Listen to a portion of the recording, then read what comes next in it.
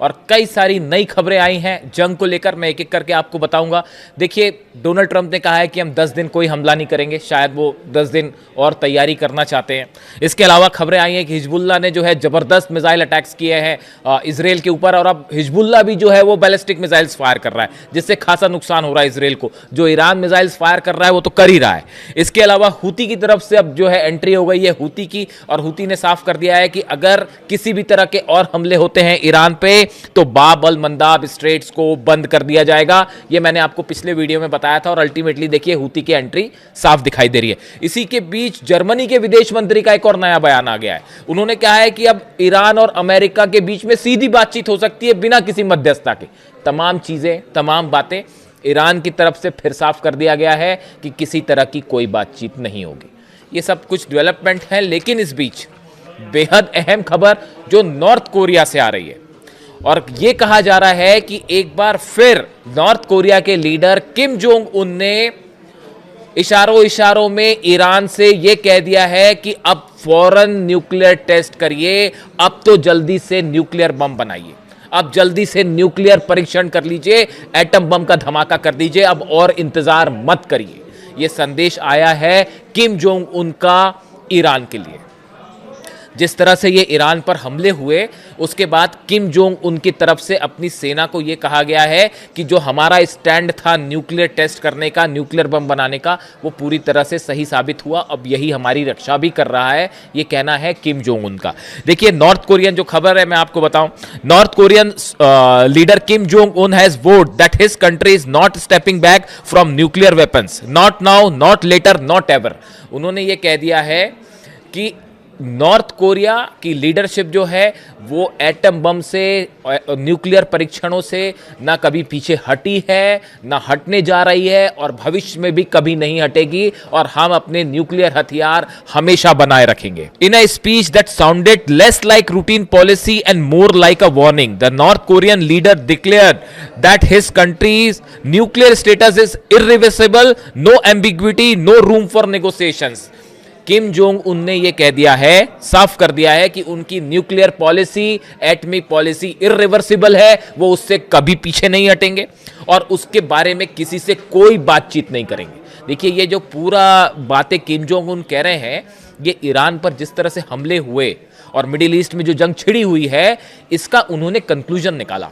North Korea ने हमेशा ये कहा कि हमें अपनी रक्षा के लिए हमने एटम बम बनाए हैं, और ये हमारा डिटरेंट है। जब तक हमारे पास एटम बम है, दुनिया की कोई ताकत, ट्रंप की ओर इशारा है, अमेरिका की ओर इशारा है, हम पर हमला नहीं कर सकती, और अगर हम पर हमला करेगी तो उसका नतीजा फिर होगा न्यूक्लियर वॉर। ये बात किम जोंग उन हमेशा से कहते रहे, और जब भी कोई इस तरह का थ्रेट आता है तो वो हमेशा एक जो है बैलिस्टिक मिसाइल अपनी फायर कर देते हैं, और इंटरकॉन्टिनेंटल बैलिस्टिक मिसाइल्स की, इंटरकॉन्टिनेंटल मिसाइल्स की बात करने लगते हैं। तो उन्होंने साफ कर दिया है कि हमारा न्यूक्लियर प्रोग्राम जैसा चल रहा था वैसा ही चलेगा, और इसके बारे में हम किसी से बातचीत भी नहीं करेंगे, यह भी कह दिया है।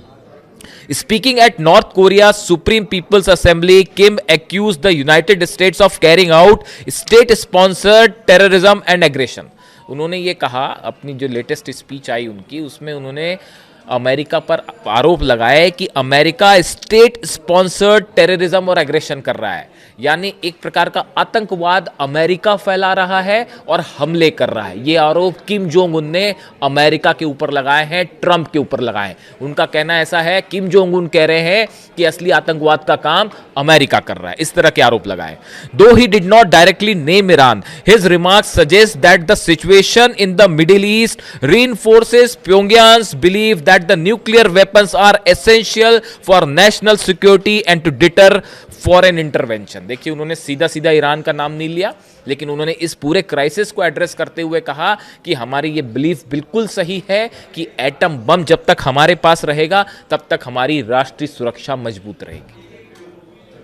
ये नए फैसले किम जोंग उन के, उन्होंने अपनी सेना को आदेश दिया है, अपने साइंटिस्ट को आदेश दिया है कि जो एटॉमिक कार्यक्रम चल रहा है उसको और तेजी से आगे बढ़ाया जाए और अपनी सुरक्षा के लिए सब इंतजाम किए जाए, ना सिर्फ एटम बम की दिशा में बल्कि लॉन्ग रेंज जो मिसाइल्स हैं उस कार्यक्रम को भी अपनी सुरक्षा के लिए नॉर्थ कोरिया आगे बढ़ाता रहे। और इसी तरह का संदेश वो ईरान को भी दे रहे हैं कि अब और वक्त मत गवाइए, फौरन एटमी परीक्षण करिए। अब ये ईरान की पॉलिसी क्या होगी, ये ईरान की सिक्योरिटी काउंसिल क्या फैसला लेती है, उस पर डिपेंड करता है। लेकिन आज इस खबर को लेने का एक बड़ा वजह भी है। देखिए, एक नया बयान आया है जो कई मीडिया में है, सुर्खियों में है। मोहम्मद जवाद लारिजानी, ये लारिजानी साहब जो शहीद हुए उनके भाई हैं, इनकी तरफ से एक बयान आया है। उनकी तरफ से ये कहा गया है कि ईरान को अब एनपीटी यानी नॉन प्रोलिफरेशन ट्रीटी से खुद को अलग कर लेना चाहिए। देखिए, उनकी तरफ से जो बयान आया इसके बड़े मायने हैं और ये कुछ बड़ा इशारा कर रहा है। देखिए, एक तो मैं इनके बारे में बताना चाहूँगा कि जो मोहम्मद जवाद लारिजानी साहब हैं, a prominent hardliner politician and brother of deceased senior Iranian officer Ali Larijani has been calling for Iran to suspend its membership in the non proliferation treaty amid escalating regional tensions. उन्होंने ये कहा, पहले भी वो ये कह चुके हैं कि एनपीटी से बाहर हो जाए ईरान, अब किसी तरह के कोई कानून मानने की जरूरत नहीं है इन हमलों के बाद, और वो जोर दे रहे हैं एनपीटी पर। Mohammad Jawad Larijani has urged the suspension of Iran's membership in the NPT, suggesting that a committee should assess whether the treaty is useful to Iran at all. वो ये कह रहे हैं कि अब हमारी सिक्योरिटी काउंसिल को ये सोचना चाहिए कि एनपीटी के नियमों को अब मानना ज़रूरी है भी या नहीं, ये ईरान के लिए फ़ायदेमंद है या भी नहीं है, इसको अलग करिए। यानी एनपीटी से अलग होने का मतलब यह है कि ईरान अब स्वतंत्र होगा एटमी कार्यक्रम को आगे बढ़ाने के लिए। अब ईरान पर किसी तरह की कोई रोक टोक नहीं होगी। शिफ्टिंग डॉक्ट्रिन को लेकर भी बड़ी खबर है। देखिए, कहा जा रहा है कि जिस तरह से हमले हुए ईरान में, उसके बाद एक बड़ा ग्रुप है ईरान में जिसका ये मानना है कि जिस तरह से सुप्रीम लीडर को निशाना बनाया गया, छोटे छोटे बच्चों पे हमले किए गए और ईरान के अलग अलग इंस्टॉलेशंस पर हमले हुए, इतने ज़्यादा हमले हुए हैं, उसके बाद अब एटम बम की दिशा में ईरान को आगे बढ़ना चाहिए। ये एक बड़ा ग्रुप है ईरान में जो अब इस बात को मानता है, खासकर अली खामेनी साहब की शहादत के बाद। शायद ये बहुत गुस्सा है ईरान में जो देखने को मिल रहा है। जो तस्वीरें आ रही हैं ईरान से, आपने देखी होगी, एक मैं तस्वीर देख रहा था अभी जिसमें एक मुश्किल से 3 साल की बच्ची होगी, वो एक मार्च को लीड कर रही है। तेहरान में एक मार्च निकलता है जिसमें हज़ारों लोग पीछे चल रहे हैं और उसको लीड कर रही है ईरान की 3 साल की बच्ची, और वो हाथ में ईरान का झंडा लिए हुए है और अली खामेनी साहब की तस्वीर लिए हुए है और उस मार्च को लीड कर रही है और पीछे पीछे हज़ारों ईरानी चल रहे हैं। उसको देख के जो पहली बात मन में आ रही कि मान लो इस 3 साल की जो बच्ची है ईरान की, ये भारी पड़ गई है पूरी अमेरिका की सेना के ऊपर, ये भारी पड़ गई है उस टॉम हॉक मिसाइल के ऊपर, ये भारी पड़ गई है F-35 जेट के ऊपर, ये भारी पड़ गई है उस बड़े बड़े एयरक्राफ्ट के ऊपर। 3 साल की बच्ची ईरान की, उसका हौसला देखिए। यही हौसला है कि आज दुनिया की सबसे बड़ी ताकतें जो है वो घुटने पर हैं ईरान के सामने। तस्वीरें जो आ रही है वहां से आप खुद देखिए, कुछ बोलने की ज़रूरत नहीं है, उस पर मैं अपने मुद्दे पर वापस आता हूं। देखिए, जिस तरह से अली लारिजानी साहब की शहादत हुई उसके बाद जो मैं बात कर रहा था कि कई सारे लोग ये मान रहे हैं और उसमें बताया जाता है कि मोहम्मद जवाद लारिजानी जो हैं एक हार्डलाइनर हैं और उनका रुख ज़्यादा एग्रेसिव होता है, आक्रामक होता है, सेना से जुड़े रहे हैं वो हमेशा। तो उनका इस तरह का बयान है, उनका इस तरह की बात है कि एनपीटी से अलग हो ईरान।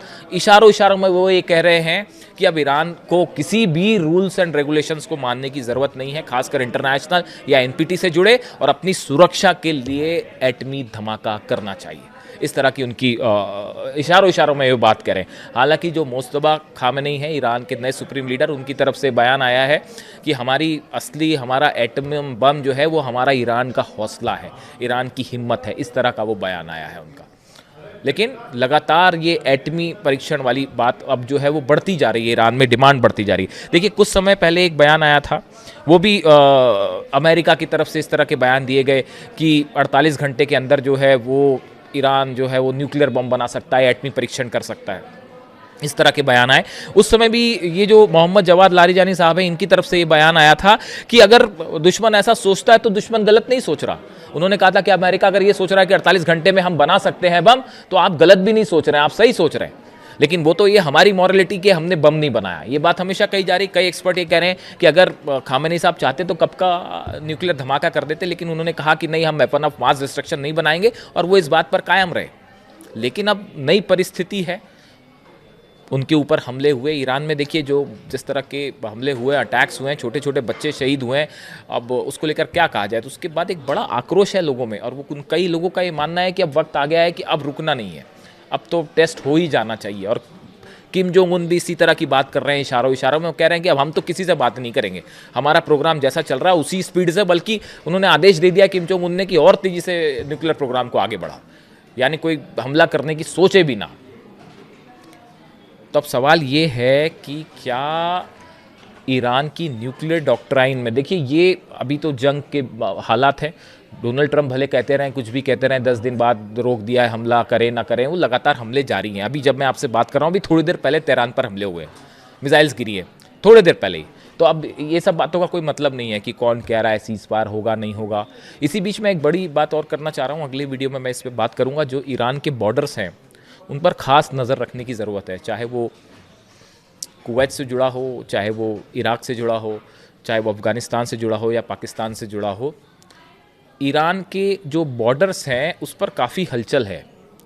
अब मैं क्या कहना चाहता हूँ वो अगले वीडियो में बताऊँगा, बाकी आप खुद समझदार हैं कि कहाँ कहाँ से ईरान पर कहाँ से हमले हो सकते हैं।